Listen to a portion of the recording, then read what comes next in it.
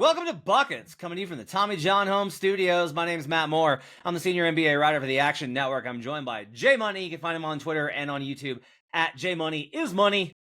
And this is your Best Bets episode for Thursday, January 9th in the association. We'll give you the best bets from the NBA card. We'll break it down in detail, give you a couple of sides, and we will also talk a little bit about what we think is a really great letdown spot, but why we're a little nervous about it. We'll do all that and more on today's show. Reminder that everything that we talk about can be found in the award-winning Action Network app, as well as you can find in articles and in this podcast description. We're adding quick links to all the bets we give out. So all the bets we're giving out on tonight's show, you're going to be able to find in the episode description. Just click on those, and they're going to take you to where you can bet those bets if you want to tail us right there in the episode description. So check that out, whether you're on podcast or if you're checking us out at youtube.com/the Action Network, which we do appreciate because it helps support the show. All right, Jay, no dilly-dally. This is cash only. Let's go ahead and do this. What is your best bet for Thursday in the association? I'm going to go with the Minnesota Timberwolves minus 3.5. All right, Minnesota Timberwolves minus 3.5. They're on the road versus the Orlando Magic. I'm going to take the we're taking a lot of favorites on the road here. That is the lesson of this show. I'm going to take the Miami Heat minus 5.5 versus the Utah Jazz, and I'm going to take the Los Angeles Lakers at home minus 8.5 versus the Charlotte Hornets. Okay, let's talk about Magic Wolves here. Paolo Banchero expected to return, and we've talked about this before about how when a player gets back from injury, when it's like a major usage player, it's usually a little clunky. Like, guys got to figure it out. My only caution to you is that the Magic are a wagon at home, man. Like, they're so good at home against the spread. And, like, that has been, kind of like a consistent thing over the last couple of, like, it was true last year. They're 65%, 64.7% this season ATS at home. And, like, Jamal Mosley just, like, finds a way. Why do you like the Wolves here? Well, it is a first ever back-to-back as well. This is a little sandwich spot in between two East teams, which those games mean a little bit more when it's the same conference as well. So first game of a back-to-back, Banchero's going to play one of these games. It's either going to be Thursday or Friday. It's obviously not going to be both of those games, but I feel like they're a little bit better built to stop Giannis and the guys over there. Obviously have a lot of tall, lengthy guys, really great defense. Wolves offense can struggle sometimes, but they have much better three-point shooters. Naz Reid, Nickeil Alexander-Walker, DiVincenzo, even Julius Randle sometimes. And it started to really feel it lately as well these past couple games. So I'm basically boiling this one down to a math game. I think the Wolves take and make more threes here, and I think that's really going to make the difference. I know that the Magic have been a little bit better with threes ever since Cole Anthony's been playing. Got guys like Tristan da Silva, but the Magic are a great team, but this is a spot where I feel like the Wolves, if they're really back, they really have a potential to get on a nice win streak here, and I think they keep it going. I think they make it 3 straight in this one. They could potentially win their next. They could potentially go on a 6-game win streak here. So the way that I'm looking at it, the way that I have their schedule forecasted, I think they might just go on a 6-0 run here, and that obviously means they have to win this game. I'll lay the 3.5 on the road. Like I said, I just feel like they have much better 3-point shooters. I know that the Magic ball out at the house, but you do get them in somewhat of a little bit of a look-ahead spot to the Bucks the next day. And then I'm always loving to, like, I'm hoping that Banchero is announced in this one. Please, everyone go hop on the Magic. He's going to be rusty. It's going to take them time to get used to playing with him once again as well. I'll rock with the Wolves here to have a little bit more continuity, and they haven't been playing well this season as well. So they need these type of bounce back. They need these type of streaks as well. I like the Wolves here, minus 3.5. We're howling with the Wolves. Yeah, Matt doesn't like it. No, you sold me. I think you sold me on it. So I think I'll wait and make sure that Banchero is ruled in and then bet it, just because otherwise it's a little bit of like not a trap spot, but it's not. I want to fade these teams when a major offensive player comes back and they have to kind of figure it out. Guys got rust, but the rest of the team's been playing without him for 2 months, and they got to figure out how to play with Banchero again. Like, you forget how to do it, and so it takes a little bit of time. Here's one in your favor. This is a startling number. So this one's not as startling, but it's good. Minnesota versus top 10 defenses, which obviously Orlando is. They are plus 0.9 in spread differential. So they are plus 0.9 in ATS differential per cleaning the glass, 9th best offense, 5th best defense against those teams. Orlando, though, holy shit. Orlando is minus 5.3 in ATS differential versus top 10 defenses.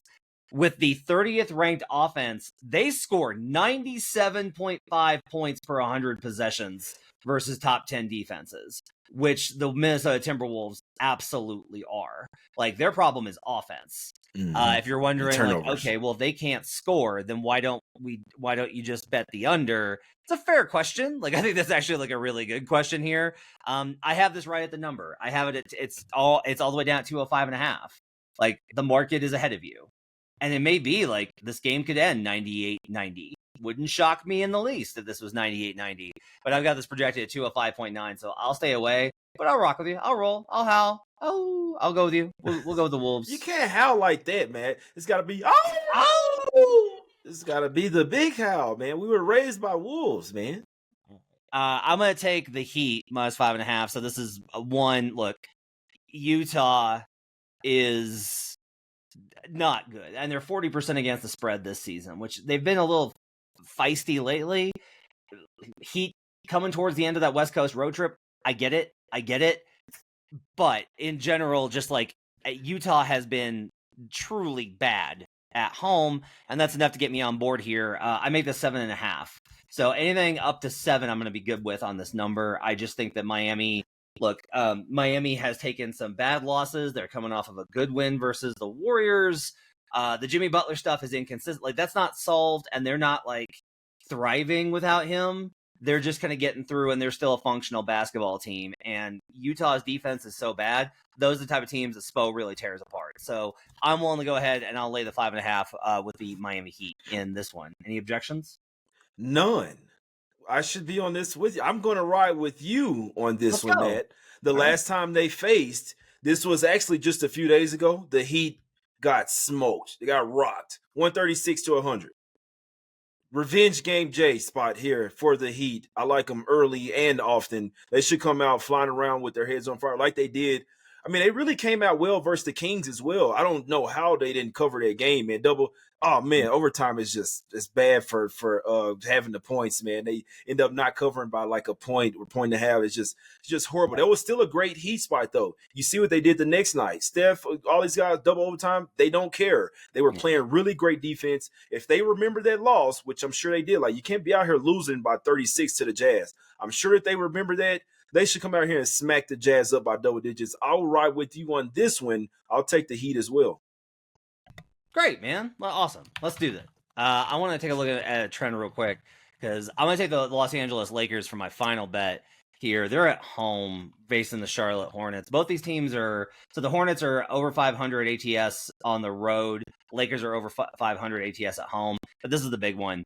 The Lakers beat up on these bad teams at home. They are 7-1 straight up, 6-2 this season against the spread against teams under 500, and that includes an early game versus the Kings. One of these games they didn't cover was versus the Kings. The other one was a very close one to a cover. They were laying a lot more points versus the Jazz. I see no reason for this to only be single digits. This probably needs to be double digits. I'm not saying the Lakers are dominant. I'm not saying the Lakers are awesome.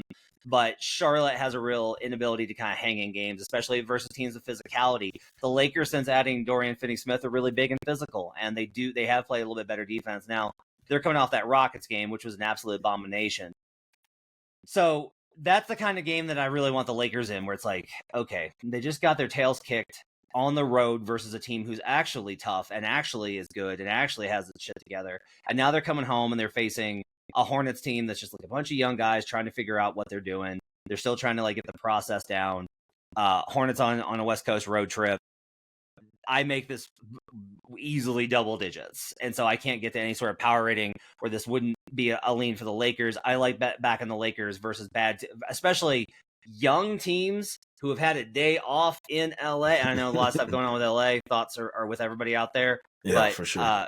We'll see if this game takes place because that's obviously going to be a question given the circumstances surrounding the fire. So this one may not take place. Wait on this one in case that they have to postpone it. You don't want to tie up your money unnecessarily. But even with everything going on, I'm not making that any part of my cap. Just straight basketball wise, I like the Lakers minus 8.5.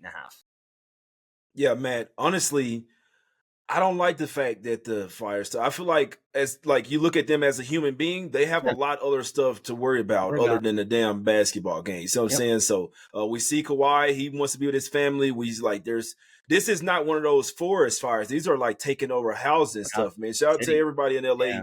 Hope everybody's safe. That smoke, even if the fires aren't getting to you, that smoke is bad, man. Like you can't even step outside. So you might get a few less fans. I'm with you. They probably should just go ahead and cancel this game. But I mean, we know how the NBA is. But I don't think there'll be as many fans there. You'll have the players worrying about totally other different things. You know Yeah. what I mean? So, but I mean, like you said, their last game was the Mavs, and they had no business losing to the Mavs like That's right. that. Like you guys smoked by 21 points, man. No Luka, no Kyrie, no Gab. Like you can't do that. So that's when Reddit's like, all right, yeah, we can't be having games like that. So it's definitely a bounce back spot for the Lakers. I just worry about them mentally having to worry about things that are bigger than basketball. Yeah, I mean, I think the thing about that though is like professional athletes are really good about channeling that and focusing that. It's one of the things I think is really admirable about them is they're able to focus through that stuff and do their job. And the game may not get played, but if it does get played, I'll be on the Lakers.